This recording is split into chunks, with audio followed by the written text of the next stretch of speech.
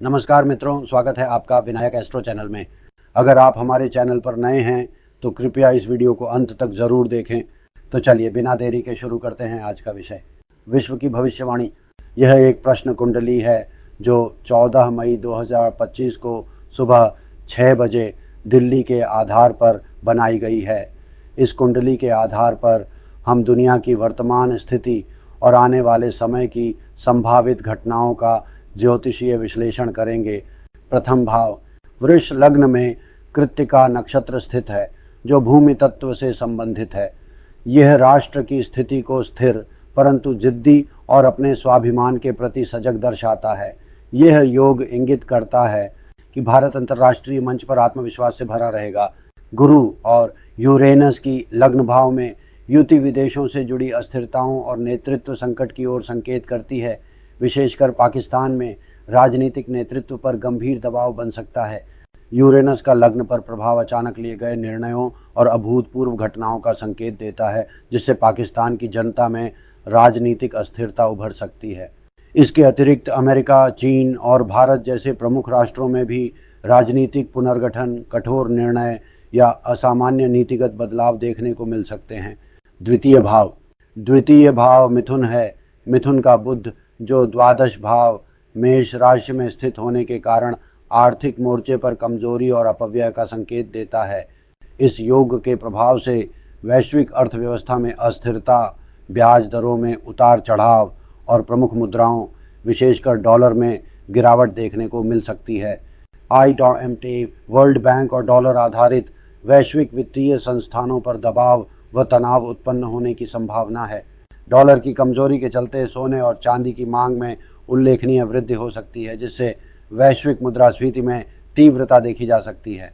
तृतीय भाव में नीच का मंगल कर्क राशि में स्थित है, जो संचार, मीडिया और सैन्य रणनीतियों के क्षेत्र में तनाव और संघर्ष का संकेत देता है। जल तत्व में स्थित यह मंगल समुद्री सीमाओं पर टकराव, साइबर हमलों और संचार प्रणालियों पर खतरे को दर्शाता है। पाकिस्तान की मीडिया में उग्र राष्ट्रवाद, युद्ध जैसी घोषणाएं या उकसावे की प्रवृत्ति देखने को मिल सकती है। पूर्वी एशिया, विशेषतः भारत चीन सीमा पर सैन्य गतिविधियां बढ़ सकती हैं।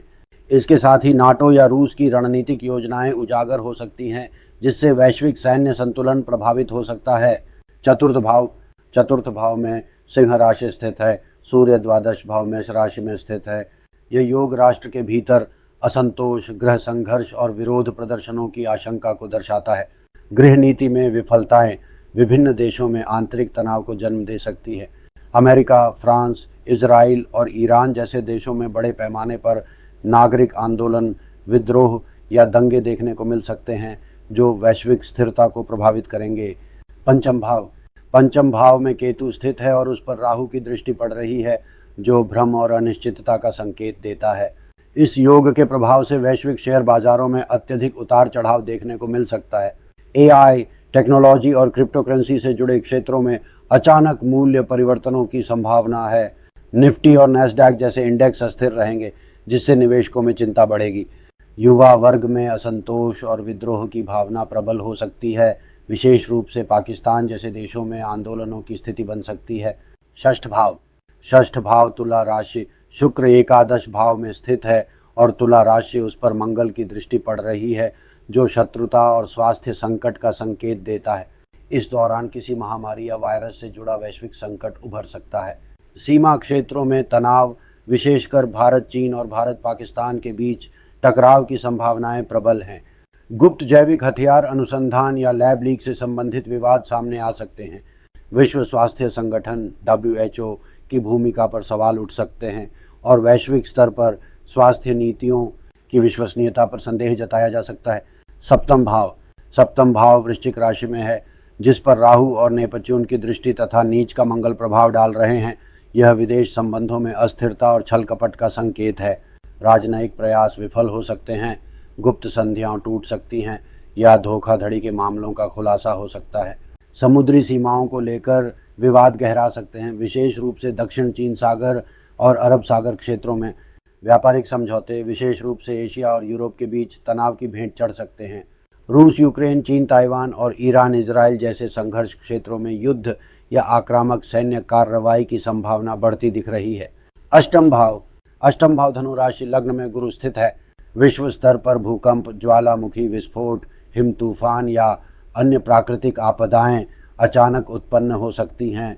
विशेषकर हिमालयी क्षेत्र, जापान, आइसलैंड और अफ्रीका में भूकंपीय सक्रियता की आशंका है।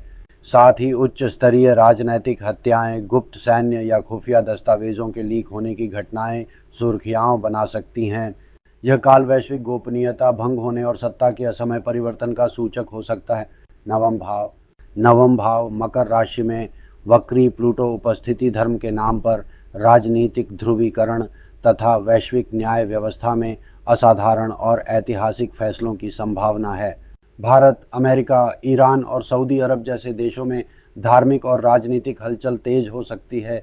दशम भाव कुंभ राशि पर मंगल की दृष्टि और शनि की एकादश भाव से स्थिति के प्रभाव में वैश्विक सत्ता संस्थानों जैसे UN, G20 और WTO पर असहमति और टकराव की स्थिति बन सकती है। पुराने गठबंधनों में दरार और नए अंतर्राष्ट्रीय गुटों का निर्माण संभावित है। राष्ट्र प्रमुखों की छवि और वैश्विक प्रतिष्ठा को झटका लग सकता है। एकादश भाव मीन राशि में शनि, शुक्र, राहु और नेपच्यून की युति के प्रभाव से वैश्विक आर्थिक सहयोग में अस्थिरता और भ्रम की स्थिति उत्पन्न हो सकती है। भारत, चीन और यूरोप के बीच व्यापारिक प्रतिस्पर्धा और वाणिज्यिक संघर्ष तेज हो सकते हैं।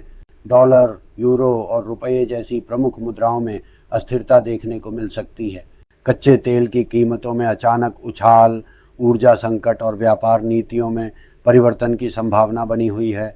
द्वादश भाव मेष राशि में सूर्य बुध की युति दर्शाती है कि आने वाले समय में विश्व स्तर पर गुप्त एजेंडे उजागर हो सकते हैं।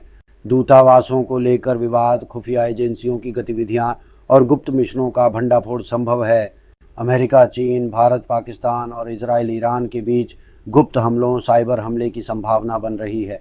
यह भाव अप्रत्याशित वैश्विक घटनाओं और विदेश नीति में बड़े बदलाव का संकेत दे रहा है। विशेष नोट: 9, 11, 14, 18 और 19 मई 2025 का दिन पाकिस्तान के लिए अत्यंत अशुभ संकेत दे रहा है। इस समय के दौरान ग्रहों की स्थिति और उनके प्रभाव पाकिस्तान के लिए एक कठिन समय का संकेत दे रहे हैं। विशेष रूप से इस समय के दौरान राजनीतिक और सैन्य स्थिति में उतार चढ़ाव देखने को मिल सकते हैं। यदि भारत और पाकिस्तान के बीच युद्ध की स्थिति उत्पन्न होती है तो यह संघर्ष संभवतः कुछ समय के लिए स्थगित हो सकता है और ऐसा विराम 16 मई 2025 तक आ सकता है। हालांकि यदि शांति का प्रयास विफल होता है तो यह युद्ध बढ़ते हुए 19 जून 2025 तक जारी रह सकता है, जिससे क्षेत्रीय और अंतर्राष्ट्रीय तनाव और अधिक बढ़ सकता है। 16 मई 2025 तक हो सकता है।